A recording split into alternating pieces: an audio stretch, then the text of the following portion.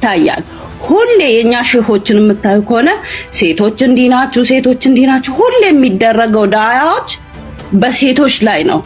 ይሄ ነገር እንዲቀየር ነው የምፈልገው። ጠፍታለች የተባለችው እቺ የ8 ዓመት ሕፃን ልጅ በስተመጨረሻም ይህ ሽማግሌ እኔ አግብቻት ነው በማለቱ በሶማሊያ ላይ ከፍተኛ የሆነ ተቃውሞ አስነሳ። ትዝታው የኔ ጌታ እባክህ እመቤቴን አስባት። አባዬ እመቤቴ አታሳዝንህም? ማርያም አትካድም። በነገራችን ላይ የማርያምን ማንነት ዲናይ ማድረግ አይቻልም። የኢየሱስ ክርስቶስ እናት ናት። አሁን ወዳጄ አንተ ወደ ክርስቲያን ብትመለስ ለቤተ ክርስቲያን ጥቅሟ አንድ ብቻ ነው፣ ይህም ደስታዋ ነው። እፍ ስትሉ ነበር ቲክቶክ ላይ እፍ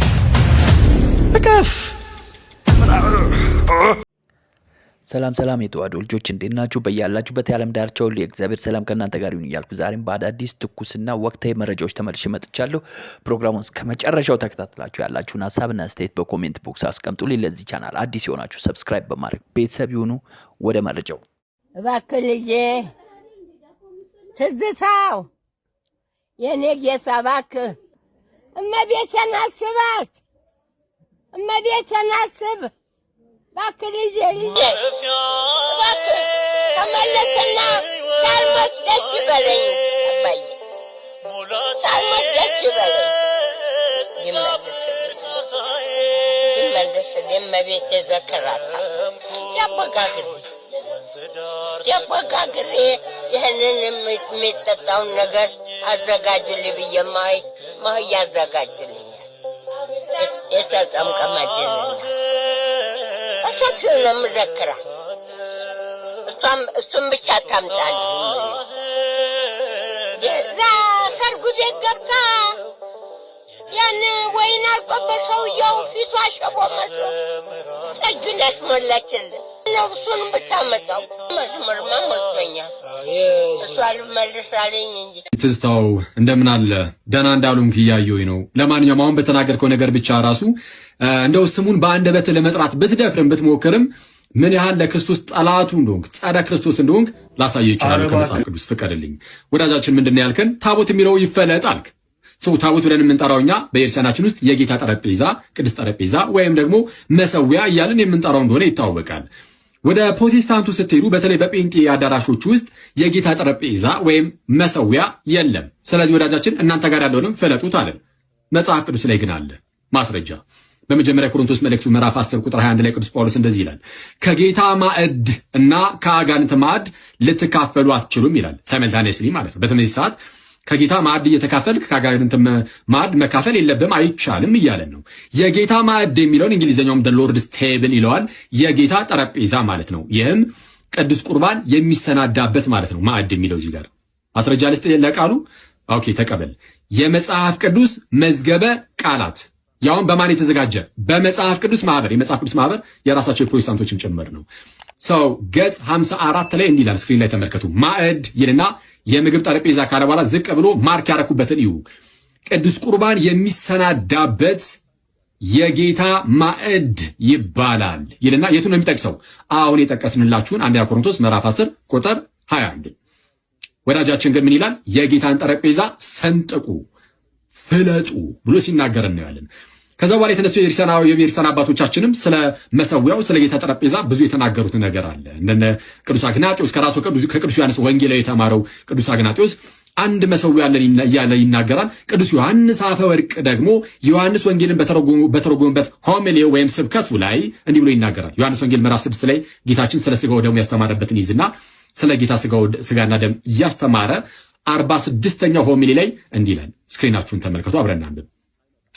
Let us then return from that table like lions breathing fire, having become terrible to the devil ብሎ ይናገራል። ሰው ምን ብሎ ይናገራል? እንግዲህ ከዛ ጠረጴዛ እንመለስ ይላል። በምን መልኩ? እሳትን እንደሚተነፍሱ እንደሚያጋሱ አንበሶች ለሰይጣን አስፈሪ ሆነን ከዛች ጠረጴዛ እንመለስ ይላል ቅዱስ ዮሐንስ አፈወርቅ። በነገራችን ላይ ክርስቲያኖች እንደምቶቼ ወደ ቅዱስ ቁርባን ተጠግተን ከቅዱስ ቁርባን ተካፍለን ማለት ነው ስንመለስ ምንም እንኳን ለስጋይን እንደዚህ የምንታይ ብንሆንም ለሰይጣን ግን የምንታየው ልክ እሳትን እንደሚተነፍሱ አንበሶች የምናስፈራ ሆነን የምንወጣው። ሰው ከቅዱስ ቁርባን አንራቅ። የሰይጣን ልጅ ግን ምን ይላል? ይህንን የጌታን ጠረጴዛ እንፍለጠው ይላል።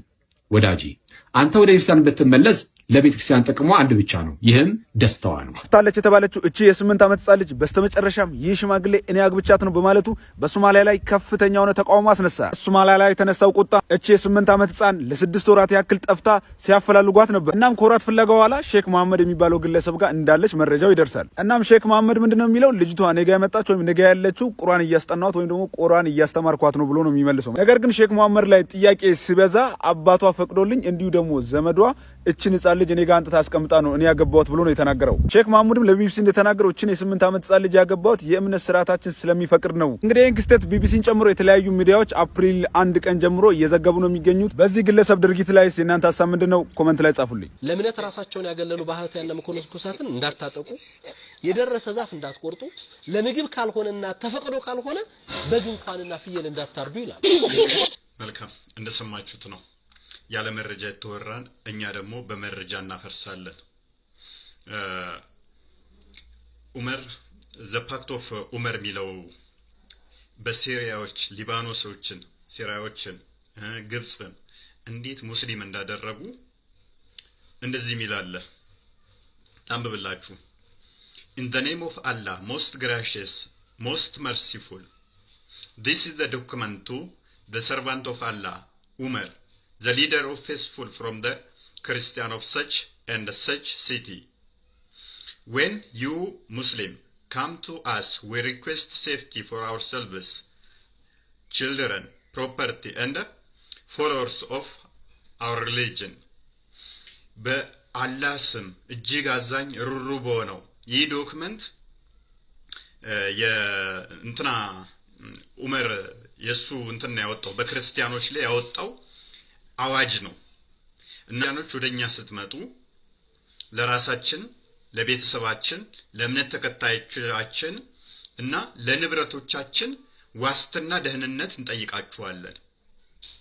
We made a condition on ourselves that we will neither erect in our areas a monastery, church, or sanctuary for monk, nor restore any place of worship that needs restoration. በቦታችን ላይ ቤተክርስቲያን ላንገነባ፣ ገዳም ላንሰራ፣ ለሞኖክሲዎች ማረፊያ መጠለያ ቤት ላንሰራ ቃል እንገባለን ብላችሁ ፈርሙ እያላቸው ነው። ቤተ ክርስቲያኖችን ማሰቃየት እንዳለባቸው ማለት ነው። እንዴት አድርገው አሰቃይተው ክርስቲያኑ ያሉበት ቦታን እንዴት ንብረት እንደሚወርሱ አስቀምጦታል። መጽሐፍ ቅዱስ ግን እንደዚህ ይላል። የሮሜ መልእክት ምዕራፍ 12 ቁጥር 14 ጀምሮ ላንብብላችሁ። የሚያሳድዷችሁ መርቁ፣ መርቁ እንጂ አትራገሙ። ደስ ከሚላቸው ጋር ደስ ይበላችሁ፣ ከሚያለቅሱ ጋር አልቅሱ። እርስ በርሳችሁ በአንድ ሐሳብ ተስማሙ። የትዕቢትን ነገር አታስቡ፣ ነገር ግን የትህትናን ነገር ለመስራት ትጉ። ለማንም ስለ ክፉ ፈንታ ክፉን አትመልሱ፣ በሰው ሁሉ ፊት መልካም የሆነውን አስቡ። ቢቻላችሁስ በእናንተ በኩል ከሰው ጋር ሁሉ በሰላም ኑሩ። ተወዳጆች ሆይ ራሳችሁን አትበቀሉ፣ ለቁጣው ፈንታ ስጡ እንጂ በቀል የኔ ነው፣ እኔ ብድራቱን እመልሳለሁ ይላል ጌታ ተብሎ ተጽፏልና። ጥራትህ ግን ቢራብ አብላው፣ ቢጠማም አጠጣው። ይህን በማድረግ በራሱ ላይ የእሳት ፍም ትከምራለህ። ክፉን በመልካም አሸንፉ እንጂ በክፉ አታሸንፉ። ስለዚህ አሁን ምርጫው እናንተ ነው። ሩሩ አዛኙ ማን ነው? ቤትህ መጥቼ ለ3 ቀን ያህል እንደፈለግኩ ብሆን ግዴታ አለብህ ብሎ አስገድዶ የሚያደርገው ነው? ቤተክርስቲያን ውስጥ ማረፍ ከፈለግኩኝ ከፍቅረኛው ጋር ቤቶ ቤተክርስቲያን ውስጥ ነው እንትን ማለት ለ3 ቀን ካለ በሩ መክፈት አለብህ። ጸሎት እንዳትጸልይ ካለ መፍቱ ነው። ሱራ 9:29 ይሄንን ነው የሚሰብከው። ምን አይነት እንደሆነ አስቡት እንግዲህ። እስልምና ይሄ ነው። ያልተጻፈ በሐሰት ማሞጋገስ አይቻልም። የተጻፈውን እንዲያነበብን እናጋልጣለን። የሐሰት መረጃን እንደዚህ በእውነት እናፈርሰዋለን። ሼር አድርጉት። እሺ ቤተሰብ ለዛሬ ያዘጋጀነው ፕሮግራም ይህን ይመስል ነበር። ከወደዳችሁ ላይክ ማድረጋችሁ እንዳይረሳ። ለዚህ ቻናል አዲስ የሆናችሁ ሰብስክራይብ በማድረግ ቤተሰብ ይሁኑ። መልካም ቀን።